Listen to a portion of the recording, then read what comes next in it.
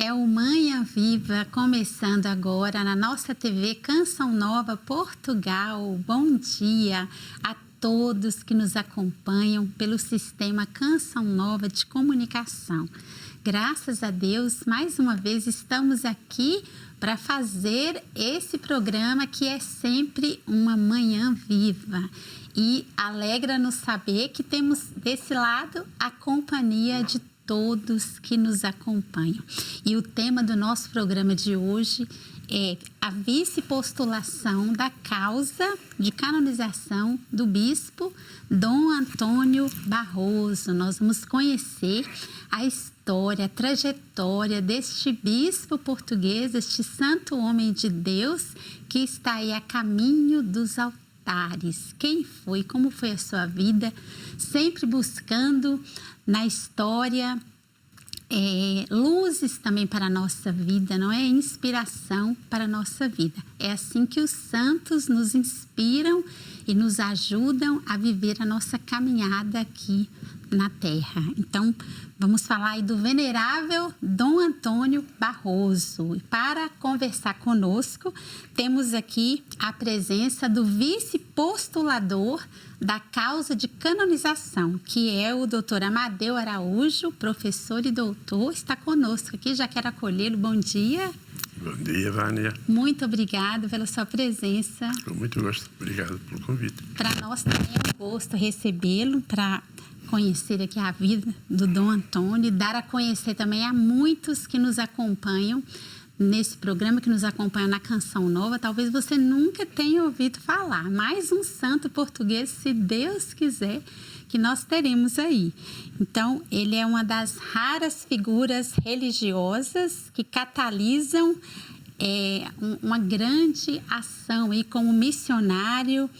Ele, no curto percurso de sua vida, que foi de 1854 a 1918, foi missionário em 3 continentes. Mas eu não vou falar muito, vou deixar para o doutor Amadeu falar mais para nós desse bispo. E nós vamos começar com o nosso momento de oração. Começando aqui o nosso programa, quero pedir ao senhor para conduzir para nós. Temos a oração própria feita, não é? Pedindo a intercessão dele. Senhor, nosso Deus, que vos dignaste conceder ao vosso servo António Barroso, missionário e bispo, os dons do zelo apostólico, da coragem evangélica, do amor à Igreja e aos pobres, do desprendimento pessoal, da serenidade, da bondade, da fortaleza na perseguição e da santidade, fazei que, honrando a sua memória e participando das suas graças, mereçamos imitar os teus exemplos de vida que lhe está e participar da vossa glória.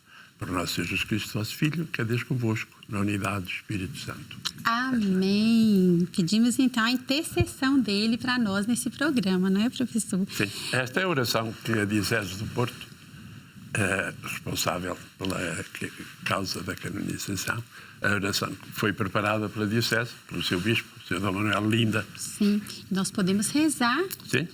pedindo graças, não é? Exatamente. Quanto mais pessoas rezarem, melhor ainda, não é? Exato. Nós estamos muito empenhados em conseguir que surja um milagre. Um milagre. Sim. Já aconteceu um milagre que foi apresentado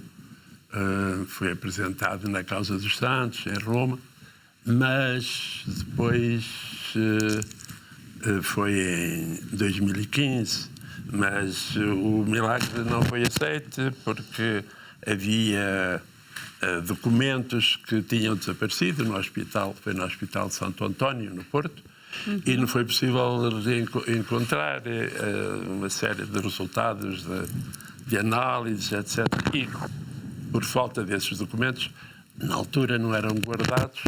Então, por falta desses documentos, o processo de milagre ficou suspenso e continuamos à espera. Oxalá que apareça o milagre, que é o que falta. Entretanto, o Papa Francisco, em 2017,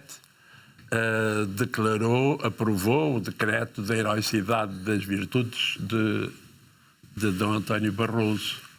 E com a declaração de herança das virtudes, o Dom António Barroso foi declarado venerável. E, portanto, é venerável dentro da Igreja. Podemos venerá-lo e dirigir-lhe as nossas preces e pedir-lhe que, junto de Deus, interceda. Quem faz milagres não são os homens, quem faz milagres não são os santos, quem faz milagres é Deus. E, portanto, pedir a Deus que, por intermédio de Dom António Barroso, esse milagre aconteça, que é de facto o que falta para que o processo É bonito avance. ver também como a igreja é criteriosa, não é? Em analisar os milagres, né? Em declarar. Para tudo tem um tempo também, né, doutora Maria? Sim, é verdade. Mas o senhor também, agora, como vice-postulador da causa, né? O senhor aqui diz que o senhor é de Barcelos, iniciou sua vida profissional em Nampula, em Moçambique, como professor de ensino secundário, é licenciado em História pela Universidade do Porto, doutorado em Ciência do Desporto, também formado em Teologia, membro investigador do Centro de Estudos de História Religiosa da Universidade Católica Portuguesa e agora na vice-postulação. Como é que o senhor chegou a essa missão, né? Como é que essa missão foi colocada em suas mãos, doutor Amadeu? Eu sou vice-apostolador desde 2010. Sim. Eu sou de Barcelos, como disse. Sou da terra de Dom António Barroso. Dom António Barroso nasceu na freguesia de Romelho, no concelho de Barcelos. Sim. Eu nasci na mesma freguesia e, por isso, desde criança, conheço a vida e a obra de Dom António Barroso e interessei-me sempre por Dom António Barroso. Quando era criança de escola primária, celebrou-se em Barcelos em 1954 o centenário do nascimento de Dom António. Isso comportou cerimónias solenes e a presença de muitas dezenas de milhares de pessoas que me impressionaram na minha infância e associei sempre isso a uma enorme curiosidade para conhecer Dom António Barroso. Mais tarde, entretanto, eu fiz parte da minha vida na África, onde tive a oportunidade de conhecer terras onde Dom António Barroso trabalhou. Fiz parte da minha vida na África e depois parte da minha vida no Oriente, e onde Dom António Barroso também trabalhou, como poderemos ver. Eu trabalhei em Macau, Dom António Barroso trabalhou em Meliapur, na Índia. Mas quando regressei a Portugal, o então vice-apostolador, que estava na mesma, que desempenhava as funções que eu atualmente desempenho, o vice-apostolador pediu-me para organizar anualmente um encontro de reflexão sobre a vida e a obra de Dom António, convocando, pedindo a colaboração de várias pessoas, professores universitários de várias áreas, e incumbiu-me então de fazer isso uma vez por ano, no dia em que se celebra o nascimento de Dom António Barroso. Ele nasceu em 5 de novembro e então, no dia 5 de novembro, ou no fim de semana mais próximo, 5 de novembro de cada ano, eu organizei, desde 2004, vinha organizando esses encontros, essas sessões, essas conferências, e talvez por isso, em 2010, o então vice-apostolador, em entendimento com o postulador, que era o Monsenhor Arnaldo Cardoso, e com o seu bispo do Porto, que era o Sr. Dom Manuel, o Sr. Dom Manuel Clemente, entenderam escolher-me para estas funções e cá estou. Há 14 anos que as desempenho com gosto e com entusiasmo. Enquanto o senhor falava, nós vamos acompanhando algumas imagens ali no ecrã que a nossa produção foi colocando, não é? Agora eu queria que o senhor falasse, doutor Amadeu, um pouco da história de vida do Dom Antônio, e aí o senhor pode falando também, sim, e falando um pouco das imagens, gosto. Não é? Como é que é a trajetória desse homem? Sim. Dom António Barroso nasceu em Barcelos, como eu já referi, na freguesia de Remelho, em 1854. Mundo rural, no Baixo Minho, mundo difícil, problemas vários, e ele nasceu numa família humilde. O pai era caseiro e carpinteiro. A mãe era tecedeira. Então casaram, os pais dele casaram já com 36 anos, não esperavam. Entretanto, nasceu este António Barroso, António José de Sousa Barroso. Teve uma infância normal, não houve milagres na infância. Foi um miúdo normal, nem gostava muito de estudar, mas ajudava os pais no dia-a-dia da lavoura. E já mais tarde, quando tinha 17 anos, por influência de um vizinho, dono das terras onde o pai dele trabalhava, o senhor Bernardo Limpo da Fonseca, deu-lhe alguma preparação de português, de latim, e convenceu e ajudou a ir para Braga, onde ele foi, mas as coisas em Braga correram menos bem. Voltou a casa, novamente o Sr. Bernardo da Fonseca, o vizinho, fidalgo vizinho, acompanhou e ajudou a tentar ser missionário no Colégio das Missões Ultramarinas, que via um bocadinho passar ali a imagem, e então ele parte para Sernacho de Bom Jardim, para o Colégio das Missões Ultramarinas, quando tem 19 anos. Na véspera de completar 19 anos, exatamente, ele fazia anos em 5 de novembro, foi no dia 4 de novembro de 1973. Entrou no seminário e, a partir daí, houve uma transformação, um grande empenho. Foi, de facto, o melhor aluno do Colégio das Missões Ultramarinas, excelente aluno, um aluno distinto. Havia duas disciplinas em que ele não era muito bom, que era em música e em matemática. Em tudo o resto, era, de facto, o melhor aluno do colégio, e ordenou-se em 1879, portanto, 6 anos depois, entrou em 73, em 79 ordenou-se. O sonho dele, o projeto dele era ser missionário na Índia, era um grande admirador de São Francisco Xavier e desejava ser missionário seguindo as pisadas desse modelo que tinha. Entretanto, o bispo com quem ele ia trabalhar na Índia, Dom Ornelas, faleceu. Ele chegou a estudar com Cani, a língua lá da Índia, chamada Índia Portuguesa, e ele preparou-se, estudou, como disse, com Cani, mas, tendo falecido o bispo com quem ele ia trabalhar, foi, entretanto, indicitado para trabalhar em Angola, para restaurar a missão de São Salvador do Congo, e seguiu em 1880, acompanhado do bispo de Angola-Congo, o bispo de Luanda, e foi, com 6 companheiros, iniciar esse trabalho, um trabalho enorme de restaurar uma missão, a missão de São Salvador do Congo. Sim. Lá trabalhou, de 1880 a 1888, fez um trabalho fantástico, a ponto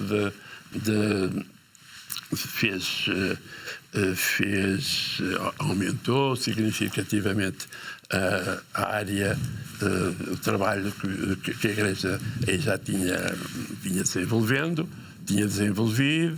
criou mais 2 novas missões, reformou, e poderemos falar disso a seguir, se entender, a forma de exercer a atividade missionária, envolvendo a juventude, envolvendo a mulher, e envolvendo irmãs religiosas, chamou irmãs religiosas e chamou irmãos leigos, coisa que na altura não existia. E, entretanto, conseguiu criar um dinamismo novo em Angola, ao ponto do governador de Angola, da altura, o Ferreira do Amaral, ter escrito ao governo que ele era o maior missionário português que estava em Angola. Foi, de facto, um homem extraordinário. Lá trabalhou até 88. Em 88 veio a Lisboa. Esteve em Lisboa em 88 e 92, portanto, teve aqui 4 anos. Nesses 4 anos estava no ar a ideia do mapa, chamado Mapa Cor-de-Rosa, e o ministro do Ultramar da altura, o Barros Gomes, pediu-lhe para ele reestruturar, reorganizar as missões portuguesas dos territórios portugueses em função do novo mapa cor-de-rosa. Entretanto, com o ultimátum da Inglaterra, em 1890, esse grande projeto do mapa cor-de-rosa foi por água abaixo, e ele, entretanto, é nomeado para Moçambique pelo António Enes. António Enes tinha sido nomeado comissário régio. O rei de Portugal, na altura, Dom Carlos, nomeou, na sequência do ultimato, nomeou António Enes para comissário régio, e António Enes precisava de um bispo, porque na altura Moçambique não tinha dioceses, e entretanto ele foi para Moçambique em 1892, lá trabalhou, desenvolveu um trabalho também de grande qualidade, que em poucos anos conseguiu, como vários historiadores da ação missionária portuguesa relatam, nomeadamente o António Brásio, num dos livros que aqui tenho, ele desenvolveu um trabalho extraordinário, mas por razões de doença, em 1895 veio para Portugal. Depois aconteceram uma série de problemas na Índia e o governo, novamente o ministro Barros Gomes, ministro do Ultramar e dos Negócios Estrangeiros, pediu-lhe se ele e o seu anúncio apostólico pediram-lhe se ele ia pôr e resolver um problema grave, 2 problemas graves que lá havia nessa altura, e ele foi com dificuldade,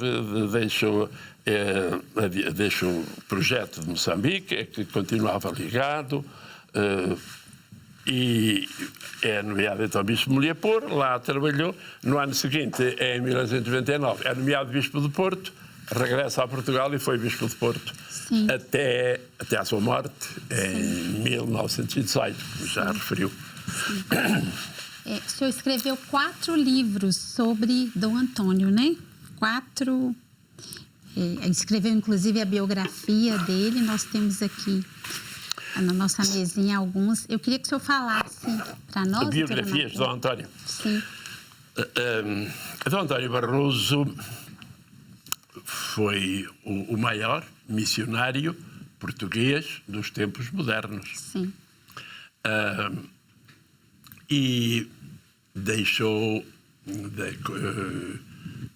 depois também, não só pelo trabalho de missionário, mas também pelos anos em que trabalhou na Diocese de Porto, esses anos em que ele foi Bispo de Porto, entre 1899 e 1918, foram muito mediáticos, porque ele foi preso, foi exilado, foi julgado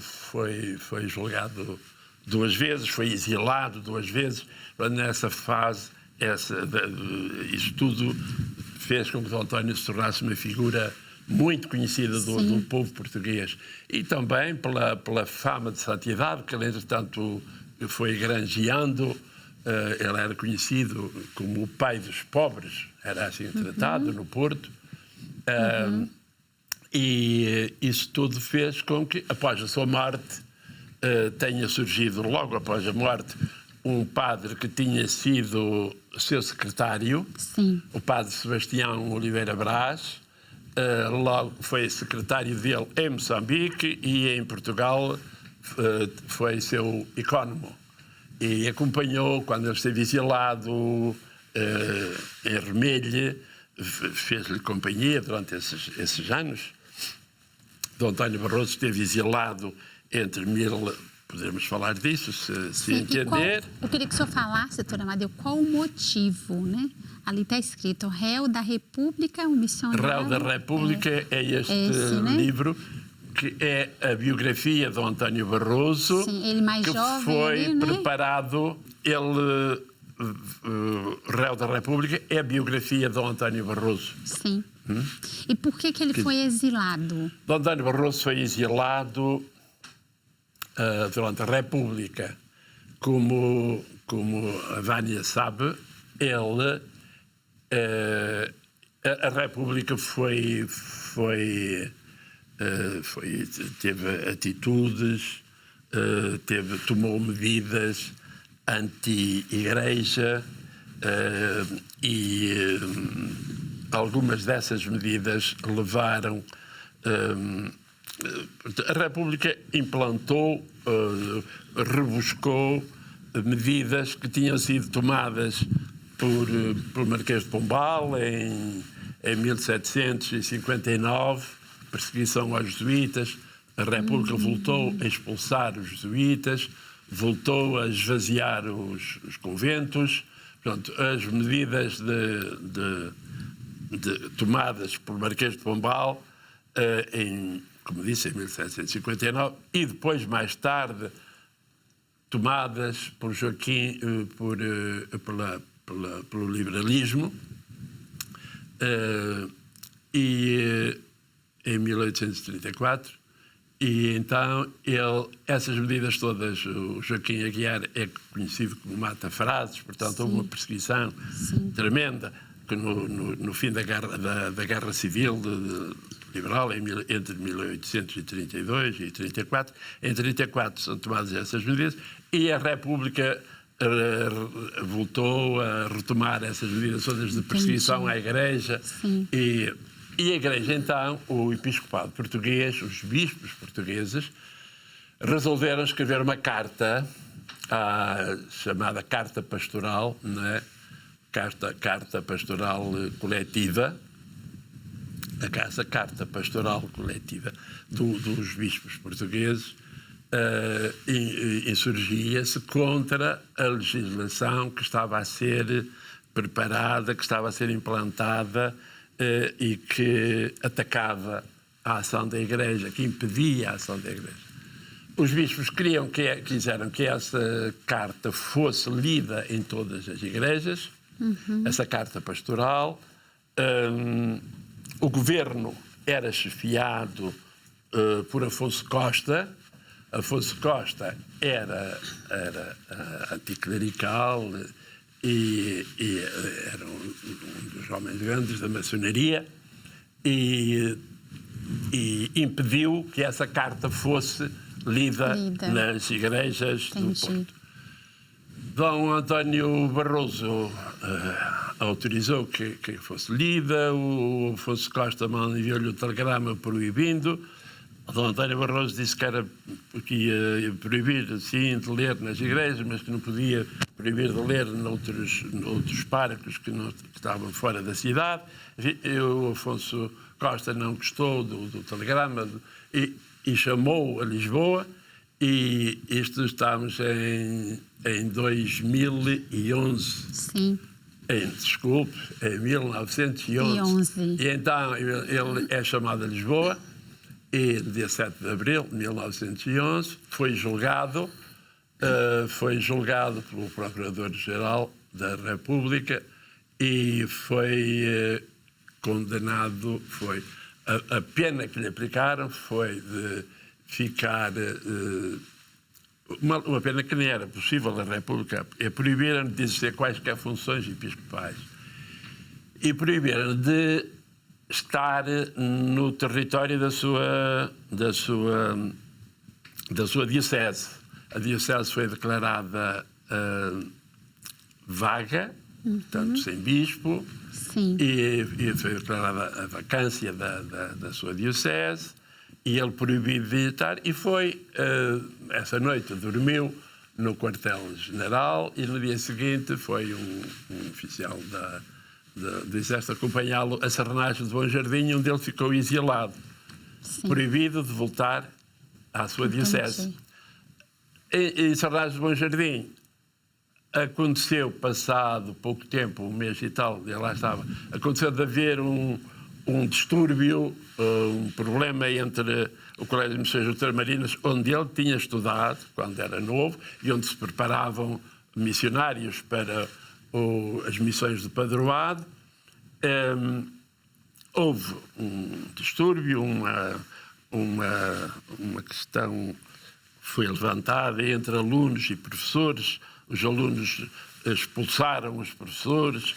Foi na sequência disso até que depois o colégio foi encerrado, e esses distúrbios foram também motivados já de propósito para arranjarem uma justificação para essa medida, e no meio disso ele teve de sair do seminário das missões, do Colégio das Missões Ultramarinas, onde estava, foi para a casa do médico vizinho, e dali foi levado para Remelho, onde cumpriu depois o resto da pena até 1914. Já esteve exilado em Remelho até 1914.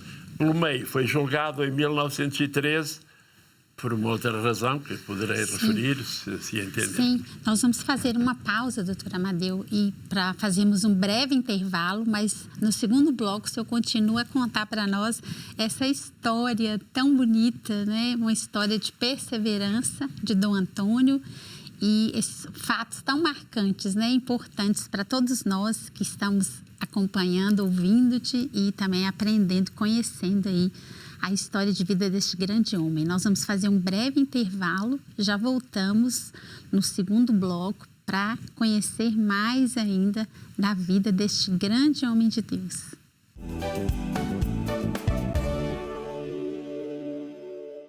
Estamos de volta com o Manhã Viva de hoje, conhecendo a vida de um grande homem de Deus, missionário português, que é o venerável Dom Antônio Barroso, bispo a caminho dos altares. Estamos aqui conhecendo a vida dele através do professor doutor Amadeu, que é vice-postulador da causa de canonização deste grande homem que já, se Deus quiser, teremos aí um santo português, mais um santo português. Ele nos falava aqui da sua trajetória, da biografia, inclusive o doutor Amadeu escreveu vários livros sobre a vida de Dom Antônio Barroso. Para quem não conhecia, é bom a gente conhecer, não é? Essa história tão bonita, e também é importante para nós rezarmos pedindo a intercessão, pedindo graças através da intercessão dele. Tem aqui a pagela que o doutor Amadeu me ofereceu. Aí está: venerável Dom Antônio Barroso. Nós todos precisamos rezar pedindo graças e apressando aí a canonização dele, né? A beatificação e a canonização, que precisa de um milagre, não é isso, doutor Amadeu? Precisa de um milagre, e nós precisamos rezar muito, não é? Sim, senhora. Se a Vânia me permite, sim, posso? Claro. Se me permite. Esta pequena pagela tem uma breve biografia, uma nota biográfica sobre a vida de Dom Antônio Barroso, missionário em 3 continentes. Não chegou à América, mas falava muito no Brasil. É engraçado, cozinhava muito. Bem, Até porque ele tinha família, tinha antepassados da família dele no Brasil. No Brasil. E vários sobrinhos, netos foram para o Brasil e vivem no Brasil. Ainda agora eu contacto, a propósito do boletim, de Dom António Barroso, contacto com familiares dele, já familiares deles que escrevem, estão no Brasil vários familiares de António Barroso, e por isso seria muito interessante. Tem também a pequena oração que o Bispo do Porto, Sr. Manuel Linda, que a Vicente Porto preparou, e seria muito interessante se surgisse um milagre. Nós temos muitas pagelas. Se alguém quiser e pedir através do e-mail que nós ali apresentamos. Nossa produção vai colocar o e-mail. Se quiserem, peçam. Nós mandamos pagelas com a biografia dele, com a oração. E ele tem concedido muitas graças a muita gente. Mas estamos à espera de uma que seja reconhecida pelo Vaticano. Se Deus que foi quiser. Isso que ainda não aconteceu. Doutor Amadeu, e por que ele recebeu esse nome, né? O missionário da enxada e da cruz. O homem da enxada e da cruz. Dom António Barroso é conhecido como missionário da cruz e da enxada. Sim. Em 2019, portanto há 5 anos, foi erigido um monumento, uma estátua, a Dom António Barroso, chamado Dom António Barroso, missionário da cruz e da enxada. Da cruz e da enxada. Foi erigido em Sernache o monumento onde se encontra essa estátua. Foi erigido em Sernache do Bom Jardim, na casa onde ele recebeu formação e onde ele também, como eu há um bocado contava, acabou por ser exilado, por viver o seu exílio. Missionário da cruz e da enxada. Porquê? Porque ele, até ao tempo dele, até ao tempo de Dom António Barroso, e aí começa uma visão diferente da ação missionária. O missionário andava de cruz na mão, evangelizava com a cruz, e batizava,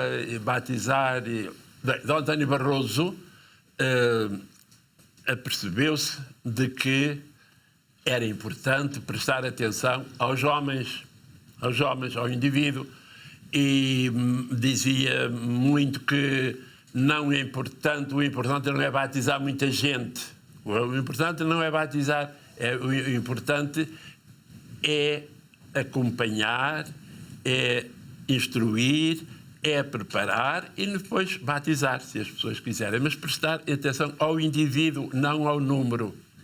Olha, interessante. E ao prestar atenção ao homem, insistia que é necessário ensinar o homem, a lavrar a terra, a usar a enxada, a ensinar profissões. Ele, logo que chegou a Angola, logo que foi colocado nessa missão de São Salvador do Congo, ele criou à volta da missão, à volta da igreja, que ele próprio ajudou a construir, trabalhando como carpinteiro, criou um centro para acolher jovens, e esses jovens que eram sustentados com o dinheiro dele, ele homem nunca teve um centro, nunca teve dinheiro, a sua côngrua, aquilo que recebia, que lhe era dado pelo seu trabalho, que lhe era dado pelo governo português, ele aplicava integralmente na formação desses jovens. Então ensinava os jovens a cultivar a terra, a usar a enxada, e insistia. Ele dizia que, e escreveu isso num documento importante que se chama O Congo, seu passado, seu presente e seu futuro. É um discurso que foi muito divulgado na altura. foi em 1888, quando chegou de Angola, fez uma conferência na Sociedade de Geografia de Lisboa sobre o Congo, e aí ele insiste na ideia de que o missionário deve levar numa das mãos a cruz e na outra mão uma enxada. Olha. Só a cruz, não, é preciso levar, ajudar a desenvolver o homem, ajudar. Sim, claro. O homem a sair da miséria em que se encontra. Que bonito. E, portanto, a ideia do desenvolvimento que ele sempre cuidou, ele deu sempre muita importância ao ensino, por exemplo, à instrução. Ele que nasceu no mundo rural, como referi, quando ele nasceu em Portugal, quando ele era miúdo, em Portugal 80% da população, em meados do século XIX, 80% da população vivia no mundo rural, só 20% vivia em cidades. E 75% dos portugueses eram analfabetos. Não é? Ele sabia bem que o analfabetismo impedia o progresso, o desenvolvimento. E quando chegou à África, deu importância extrema ao ensino. E insistiu para que fossem irmãs religiosas. As irmãs religiosas, as primeiras que chamou foi as irmãs de São José de Coloni. Ele chamou missionárias para trabalharem com ele no ensino das crianças, das meninas, das raparigas. Sim. Ele chamou para ensinar artes e ofícios irmãos leigos. Não eram padres, eram irmãos leigos que iam trabalhar com ele junto na missão, ensinando os jovens a cavar, a cultivar a terra, a ser carpinteiros, a ser pedreiros. Ensinava artes e ofícios. E essa forma diferente, essa forma nova de ver a evangelização fizeram com que ele ficasse na memória de muitos como o grande missionário da cruz e da enxada.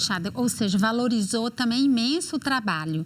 Valorizou imenso o trabalho, sim. Formou o homem para trabalhar, porque de fato precisamos mesmo trabalhar, né? Exatamente. Valorizou muito o trabalho, o ensino para ele. Em Moçambique, as primeiras escolas femininas, isto é importante, as primeiras escolas para meninas foram criadas pelo António Barroso, não foram criadas pelo governo português. Nossa. As primeiras escolas, havia escolas para rapazes, mas para meninas, a primeira escola foi criada por ele em Lourenço Marques, no Instituto Dona Amélia, e depois outra na Cabaceira, junto de Nampula, o Instituto Leão 13, também para meninas, para meninas pobres, abandonadas. Foi o primeiro que se interessou, e essa imagem dele ficou a ponto de, em Lourenço Marques, atualmente designada Maputo, haver um colégio durante muitos anos. Eu conheci esse colégio durante os anos em que lá trabalhei. O maior colégio para meninas era o Colégio Dom António Barroso. Olha, Colégio António Barroso. Em homenagem a esse trabalho enorme que ele desenvolveu. Eu senti a importância de desenvolver o homem, não ser só batizar. Sim. E outra coisa, esse olhar dele, impressionante, esse olhar dele atento a todas as áreas da sociedade, ou seja, preocupou-se também com as mulheres, que sempre ficaram um pouco aquém, às vezes desvalorizadas, né? Ele teve um olhar, talvez muitos não saibam disso, né? Que ele foi um precursor aí para inserir as mulheres também Dom António Barroso, nos direitos. Primeiro, em Portugal, criou um núcleo de senhoras que o protegiam. Portanto, ele tinha aqui uma retaguarda de senhoras, a começar pela própria rainha Dona Amélia, que foi a grande protetora dele, a esposa de Dom Carlos, do rei Dom Carlos, e muitas senhoras de Lisboa e de Braga e de Coimbra. Ele tinha um núcleo de senhoras, sobretudo de Lisboa e Braga, que o apoiavam, que lhe enviavam, e foi com esse dinheiro que as senhoras, que ele criou o Instituto, que ele criou a primeira escola para meninas em Lourenço Marques. Instituto Ana Amélia. Ele foi um instrumento mesmo, né, doutora Amadeu? Um instrumento de Deus, que Exato. através dele, até sim. o que ele recebia de bem material, de ajuda financeira, ele transformava em obras sociais e obras de evangelização. Exato. Ele tinha uma visão diferente, por isso, é uma visão diferente. E ele é conhecido como missionário, grande missionário, o maior missionário português dos tempos modernos. Português. Dos tempos modernos. Sim, dos tempos modernos. E também como missiólogo. Missionário e missiólogo. Missiólogo. O que seria missiólogo, doutora Amadeu? Tem aqui um livro, que é um livro importante, feito por um grande académico, António Brásio, Dom António Barroso, missionário, cientista, missiólogo. Cientista também. Cientista também. Podemos falar disso. Missiólogo. Dom António Barroso foi o primeiro missiólogo português. O primeiro grande missiólogo. A missiologia era uma ciência nova naquela altura, estava a nascer em algumas universidades da Alemanha, e ele apercebeu-se dessa necessidade e ele próprio foi missiólogo, sobre refletir sobre a forma como estava a ser desenvolvido o trabalho missionário. Entendi. O que é que estava bem, o que é que podia e deveria ser alterado no procedimento. Portanto, essas medidas que falava um bocadinho, de atenção à juventude, de necessidade de instrução, de incutir valores, de desenvolver o humanismo, valores de caráter, de direito, de respeito pelo homem africano. Isso tudo é uma forma diferente, nova de ver. E a forma de exercer a atividade, por exemplo, ele valorizou muito o papel, como já referi, das irmãs missionárias. As primeiras foi ele que as chamou, as irmãs de São José de Cluny, a chamar irmãos leigos para artes e ofícios, e desenvolveu muitas outras atividades que não vamos agora. Missiólogo, entendemos. E missiólogo, sim, por refletir sobre a forma como era feita, como era desenvolvida. E cientista, nas ciências também ele deixou o rastro? Sim, nas ciências também. A própria missiologia é uma ciência nascente, como disse. Dom António foi novo, foi original também, na forma como olhava para os povos, para os homens integrados nos seus grupos. Ele desenvolveu muito a antropologia e a etnografia. Ele, nos relatos que fez, nos relatórios que fez, nas conferências que fez cá em Portugal, quando descrevia um povo, uma tribo, ele prestava atenção aos usos, aos costumes, à língua, falavam, à forma como lidavam com os animais, à forma como estavam organizados, como se exercia o poder dentro do grupo. Portanto, cuidados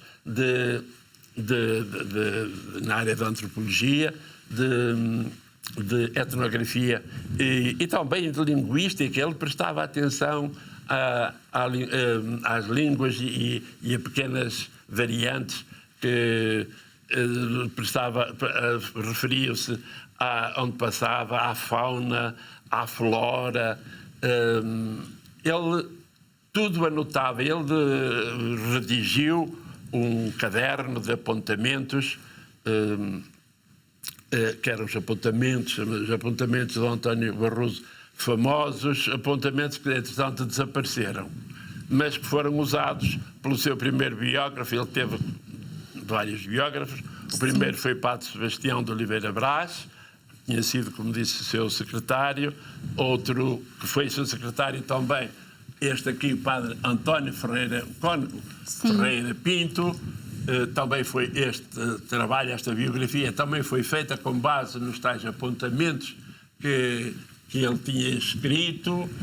Há outra biografia, outra biografia de Amadeu Cunha, Jornadas e Trabalhos Missionários de Missionário Barroso, de 1938, também feito com base nesses apontamentos. Esses apontamentos foram usados, eram apontamentos que ele tomava quando fazia as suas viagens. Ele era um homem que caminhava muito, gostava muito de fazer longas caminhadas. A vida dele em África começou com uma caminhada a pé de 150 km. Quando ele começou a trabalhar em Angola, foi desde o porto de Noki, até São Salvador do Congo. São 150 km. Demoraram 5 dias, caminhavam 7 horas por dia e foi assim. Desde o porto. Não havia transporte, não havia estradas, fizeram a pé, ele habituou-se a essas longas caminhadas, e sempre ia com o seu caderno. Era um caderno de merceeiro, onde ele tomava notas de tudo, então fauna, flora, a tudo isso ele prestava atenção. Foi de facto um grande, um espírito atento, tentou registar. Realmente, deixou um grande legado. Sim. O doutor Amadeu, e como que têm sido feitas as ações para divulgar a vida? O que se tem realizado para divulgar a vida de Dom Antônio, para que os portugueses conheçam esse grande homem de Deus? É verdade, Dom Antônio Barroso não é muito conhecido, ele fez um trabalho extraordinário, mas Dom Antônio Barroso foi rejeitado pela República. A República tentou, o Afonso Costa considerava-o um inimigo e tentou apagar. A República não gostava deste homem. Ele nunca, portanto, foi rejeitado, nunca. Depois faltou também da parte da Igreja. Ele é sepultado em 1918, morre em 1918, e depois, durante muito tempo, ainda há da parte do Porto, da Diocese do Porto, um movimento constante de pessoas que se dedicavam, que se dirigiam a Remelho. Vem a Segunda Guerra Mundial e então um grande desenvolvimento dessas associações de devotos. Depois, na Guerra Colonial, nos anos 60, intensifica-se, mas nunca houve, só já no fim do século, em 1992, quando é que o processo de canonização dele foi introduzido.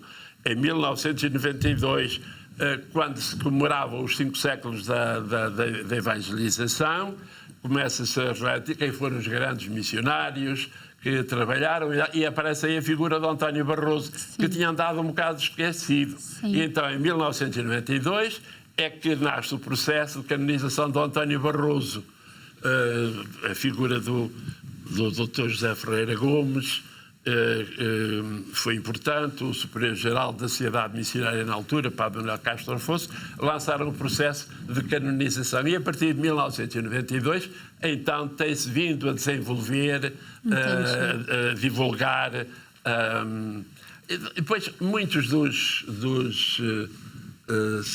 santos, as pessoas que nós consideramos santas e que queremos ver nos altares, muitas vezes estão ligados a ordens religiosas que ajudam.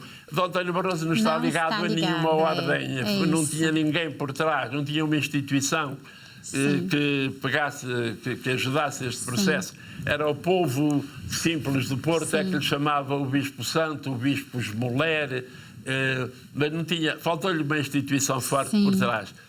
E agora está a nascer, estamos a fazer. Perguntou a Vânia o que é que nós fazemos. Olha, nós fazemos assim, habitualmente, quando celebramos o aniversário do seu nascimento, 5 de novembro de cada ano, temos feito desde 2004, temos vindo a fazer anualmente uma conferência sobre diferentes aspectos da vida de Dom António Barroso, do trabalho que desenvolveu. Geralmente convidamos, sou eu que tenho convidado pessoas que conheço ligadas à figura de António Barroso, geralmente professores universitários, etc., que têm... E depois temos publicado livros. O que acho mais com interesse para o público é a biografia de António Barroso, porque havia várias biografias, mas estão todas esgotadas, as biografias de António Barroso. A única biografia que existe é esta, foi feita em 2009, Sim. Foi publicada pela Aleteia e foi feita pelo Bispo Dom Carlos Azevedo, sim, e por mim próprio. Sim. Esta biografia veio, enfim, tentar, já que não havia outra, tentar relançar a imagem de António Barroso. Temos publicado, eu tenho publicado, ajudado a publicar vários trabalhos, vários livros sobre Dom António Barroso. Sim. E fazemos também, anualmente, no início de setembro, uma romagem a pé, os devotos de António Barroso. Existe uma associação de amigos de António Barroso.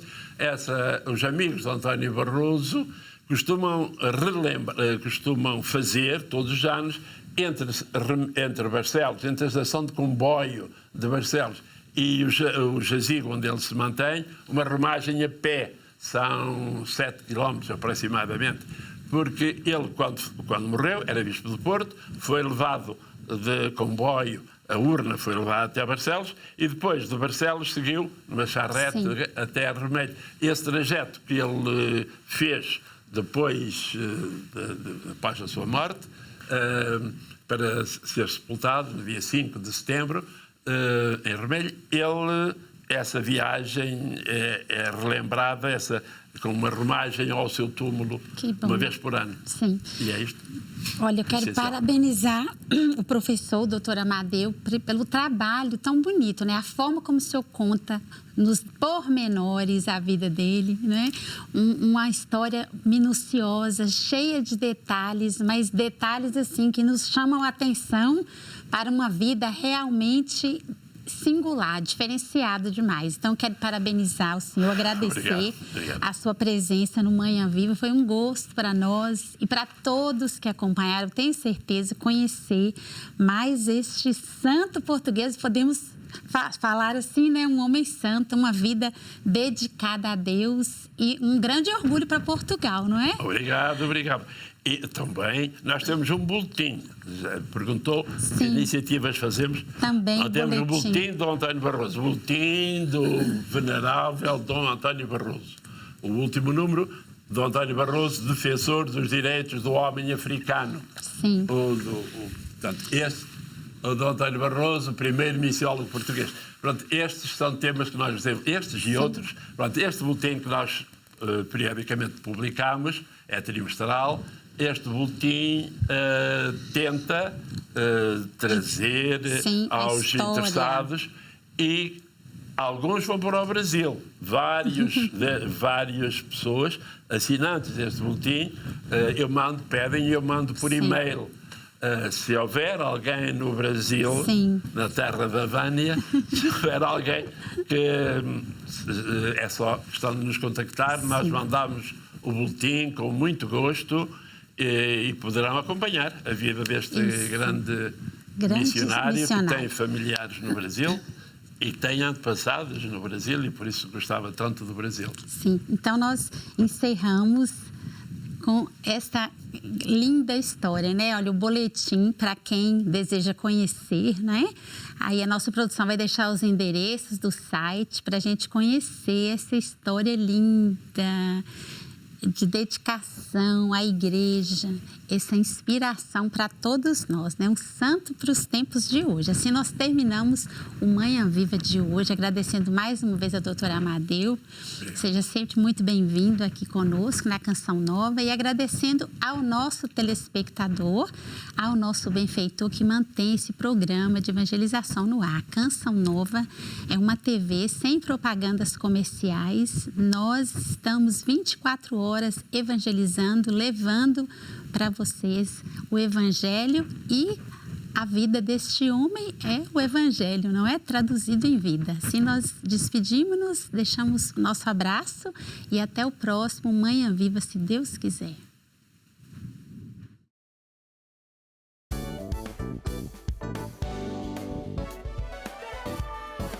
Se gostou deste programa, clique aqui na nossa playlist aqui em baixo para ver outros episódios. Se ainda não subscreveu o nosso canal do YouTube, faça-o já clicando neste botão aqui do lado e será logo o primeiro a saber todas as novidades.